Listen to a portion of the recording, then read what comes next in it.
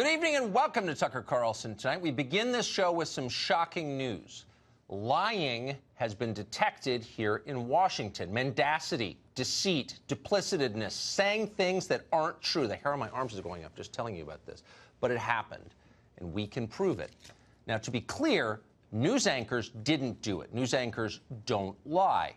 They're good people. Neither do professional cable news commentators, the one making millions on the side as lobbyists for foreign governments or big multinational corporations. Commentators always tell the truth. And that's why they and their scrupulously honest news anchor friends are so utterly disgusted tonight, horrified really, by what retired General Michael Flynn has done. Watch their stunned reactions. Michael Flynn lied to the FBI. Flynn lied again and again and again to FBI agents. Just lied. Lies, lies, and more lies. Hold on for just a minute about who's significant and who's not. Flynn lied. The tone should be when you speak to a prosecutor, you speak to the truth. Everybody lied. Michael Flynn was betraying his country. Michael Flynn was betraying his office. He lied, says Don Lemon and his news anchor's friend. Lied, lied, lied. He's a very bad man, a lying kind of man, the worst kind. He could never work in television. For his crime of lying, Michael Flynn, the liar, may soon be locked away in a cell. And that would keep the rest of us safe from his perfidious lies. That day can't come fast enough, say the news anchors. Cuff him. America longs to breathe free once more. Michael Flynn will be 60 years old next week. The Washington Post calculates he faces 5 years in prison. And let that be a warning to all of us. That's what happens to people who lie in Washington. Or does it?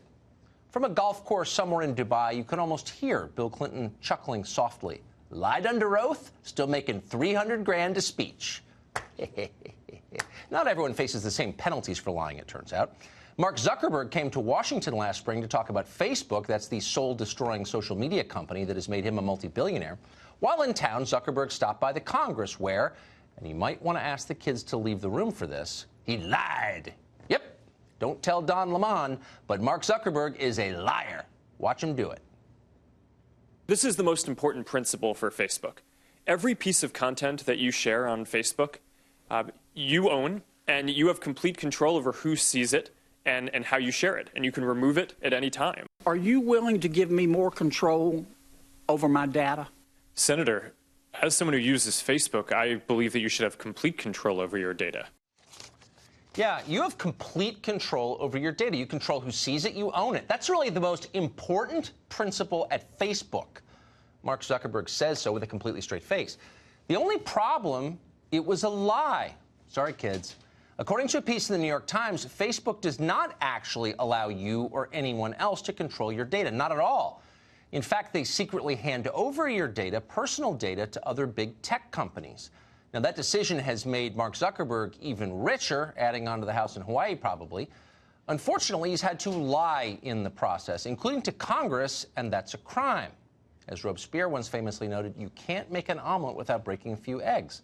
In this case, the eggs are your privacy. Apparently, Facebook allowed Microsoft search engine Bing to see the names of your Facebook friends without telling you about it. Facebook also allowed Netflix and Spotify to read your private messages without telling you. Now, there's no evidence so far as of tonight that Facebook has a video camera hidden in your shower, but close enough. That's what Mark Zuckerberg lied about. Not a small lie, really. What did Mike Flynn lie about? Well, according to the FBI, Flynn lied about conversations he'd had with the Russian ambassador, Kislyak. You remember him. Flynn said that he and Kislyak had never talked about expelling Russian diplomats or about Russia voting in the UN on symbolic resolutions. And in fact, they had talked about both of those things. The feds already knew that because they were listening in secretly. There was nothing improper about the conversations that Flynn and Kislyak had. The crime was the lie. It's always the crime. Except when it's Mark Zuckerberg. Mark Zuckerberg can lie about something that affects hundreds of millions of Americans, but it's not really a big deal. Zuckerberg is not looking at 5 years in prison. Zuckerberg will not be sanctioned by Congress ever. So what's the difference? Well, unlike Mike Flynn, Mark Zuckerberg is a hero to the American news media. He's who they want to be. He's richer than God.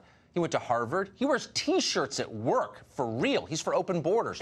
All the cool people like Mark Zuckerberg, even in foreign countries. For example, when the fascist government of China was looking for new tools to repress its own population, you think they went to Mike Flynn for help? Yeah, okay. I don't think so. Flynn is tough on China, old-fashioned as he is, but Mark Zuckerberg, by contrast, was happy to help. As they say at McKinsey, Mark Zuckerberg gets it. And by the way, what has Mike Flynn ever done for anyone? 33 years in uniform? That's not very innovative.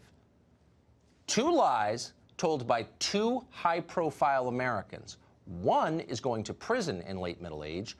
The other will be available for like 40 years for commencement addresses and awards dinners held in his honor. That's the tale of Mike Flynn and Mark Zuckerberg. It tells you everything.